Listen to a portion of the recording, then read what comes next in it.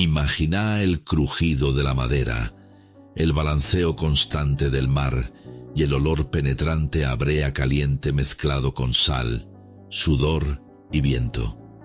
Así comenzaba la vida de cada barco antiguo, desde los navíos de guerra españoles, ingleses y franceses, hasta los silenciosos barcos balleneros y los mercantes que cruzaban océanos enteros. Todos compartían una misma verdad. Su destino dependía del casco, de la brea, de las cuadernas y de cómo enfrentaban las inevitables fugas de agua. Porque antes de las planchas de acero y los motores, el corazón del barco era pura madera, y madera que respiraba, se deformaba y sufría. El casco, la piel que separaba la vida de la muerte. El casco era la piel del barco. Se construía con maderas resistentes como roble, pino o encina. Cada tabla no era simplemente clavada, se ajustaba a mano, se curvaba con vapor, se golpeaba con mazos, hasta encajar casi como piezas de un rompecabezas. Entre tabla y tabla había pequeñas ranuras, y esas ranuras, si no se trataban, significaban filtraciones, humedad, podredumbre y al final, tragedia. El casco debía soportar golpes de olas gigantes, el peso de los cañones, los víveres, la tripulación y los años enteros en alta mar. Y sin embargo, estaba hecho de un material vivo. La madera se hinchaba con la humedad, se secaba con el sol, se abría con el frío, se deformaba con el calor tropical. Muchos barcos, al dejarse en puerto demasiado tiempo sin agua, literalmente comenzaban a abrirse. Por eso, cuando un barco nuevo tocaba el mar por primera vez, los carpinteros sabían que debía cerrar sus costuras, naturalmente al mojarse, hinchándose la madera y sellando pequeñas aberturas. Era normal que al principio entrara agua y hasta parecía una locura, pero así funcionaba la navegación de madera, las cuadernas, los huesos invisibles. Si el casco era la piel, las cuadernas eran el esqueleto del barco. Eran enormes costillas de madera que daban forma, fuerza y estabilidad. Sin cuadernas, el barco sería solo una caja flotante frágil. Cada cuaderna estaba calculada, colocada a distancias específicas y fijada con clavos, pernos y refuerzos. Los carpinteros de Ribera eran verdaderos ingenieros, incluso antes de que existiera la ingeniería naval como ciencia moderna. Pero esas cuadernas también sufrían golpes de mar, tensiones, choques contra rocas, sobrepeso de cañones, años de humedad. Con el tiempo podían torcerse, aflojarse o incluso romperse. Y muchas veces, cuando el barco crujía en medio de la noche, los marineros sabían que no eran solo sonidos del mar, era la estructura luchando por seguir viva. Un barco podía repararse en pleno viaje, pero implicaba riesgo, improvisación y mucho coraje. La brea, el oscuro secreto que mantenía todo unido. Si alguna vez imaginaste el olor de un barco antiguo, era este, brea caliente. La brea era esencial. Se obtenía del alquitrán vegetal, proveniente sobre todo de pinos. Se calentaba en grandes ollas y los marineros la aplicaban en el casco, en las junturas, en las cubiertas y hasta en las jarcias. Servía para impermeabilizar, proteger la madera de la humedad, evitar la pudrición y hasta espantar insectos que comían madera. Sin brea, el barco envejecía 10 veces más rápido, pero trabajar con brea no era sencillo ni agradable. Quemaba la piel, pegaba la ropa. De noche incluso brillaba levemente bajo la luna, dejando una superficie negra, pegajosa y misteriosa. Muchos marineros Tenían cicatrices por salpicaduras de brea hirviendo. Aún así era su mejor aliada. En algunos puertos existían trabajadores especializados solamente en preparar brea. Y en plena travesía, los marineros tenían que recalentarla improvisando hornos a bordo mientras el barco navegaba. Era peligroso pero necesario. Calafateo, el arte de sellar un barco vivo. Entre las tablas del casco no solo había brea, había estopa, fibras vegetales que se martillaban a golpes dentro de cada unión de madera. Se usaban martillos, punzones y herramientas especiales. Luego esas fibras se cubrían con brea caliente para sellar completamente. Este proceso se llamaba calafateo y era tan importante que un barco podía ser rechazado para zarpar si no estaba correctamente calafateado. Cuando el casco se movía, la estopa se comprimía y expandía, ayudando a sellar fugas, pero con el tiempo, el mar la desgastaba. Los golpes de ola la destruían. El casco trabajaba constantemente y tarde o temprano aparecían las tan temidas fugas.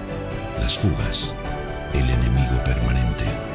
En los barcos antiguos, las fugas nunca eran si aparecen. Siempre era cuándo aparecerán y qué tan graves serán. El agua entraba por pequeñas grietas, por clavos sueltos, por tablas movidas. A veces eran simples goteras molestas, otras verdaderos chorros de agua helada que podían hundir un barco. Por eso, la bodega siempre tenía bombas de achique. No eran automáticas, eran bombas manuales movidas por marineros con esfuerzo brutal durante horas, días o semanas. Había travesías completas donde hombres trabajaban sin descanso solo para mantener el barco a flote. Y si la bomba fallaba, si la fuga era demasiado grande, si las cuadernas cedían, el mar cobraba su deuda. El carpintero del barco, el héroe silencioso. En todos los grandes navíos había una figura clave, el carpintero. No disparaba cañones, no daba órdenes, no salía en canciones. Pero su trabajo decidía si todos vivían o se hundían. Era responsable de inspeccionar el casco, revisar cuadernas, reforzar piezas dañadas, calafatear fugas, preparar brea, cambiar tablones, fabricar parches improvisados en medio de tormentas. Muchas veces trabajaba bajo cubierta, con el barco inclinándose violentamente, mientras agua entraba a borbotones.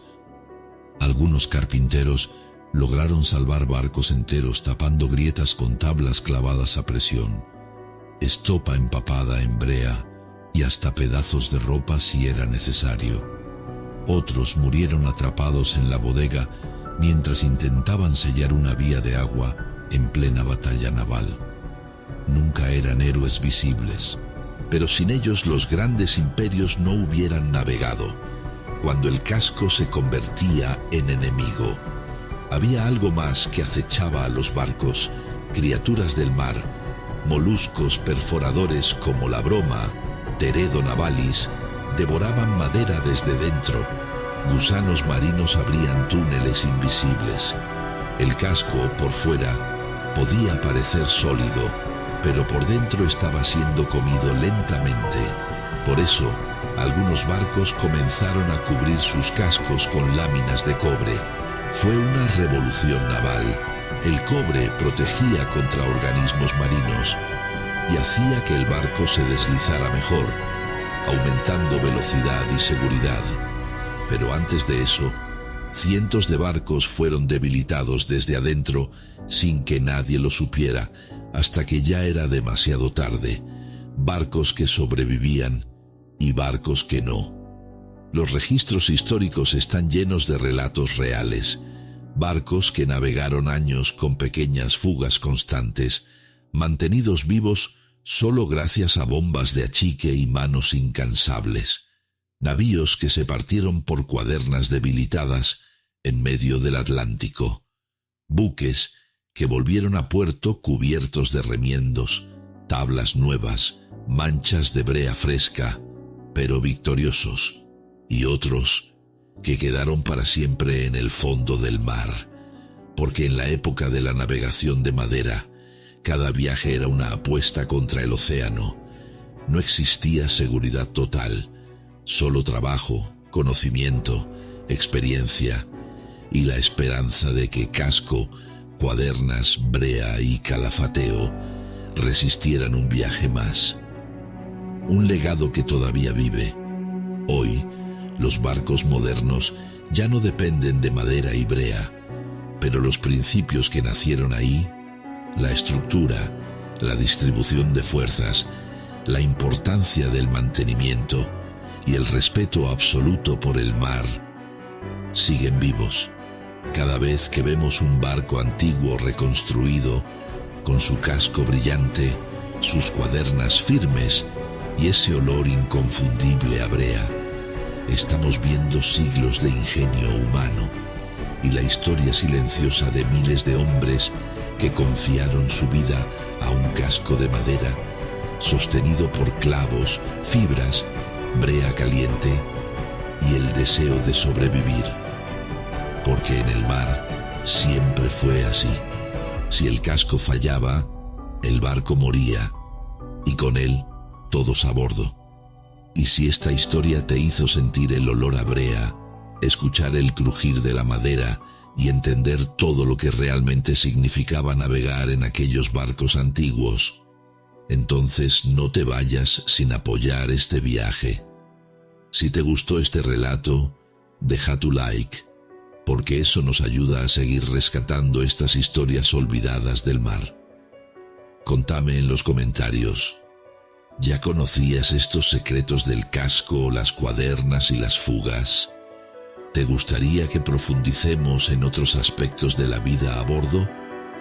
Me encanta leerte y responder todo lo que pueda, porque este canal no es solo mío, es de todos los que amamos el misterio, el peligro y la grandeza del mar. Y si todavía no estás suscrito, te invito a hacerlo ahora mismo y activar la campanita para que no te pierdas las próximas historias legendarias que el océano aún guarda. Porque aquí seguimos navegando juntos por secretos que pocos cuentan, pero que vos sí mereces conocer. Nos vemos en la próxima travesía, marinero.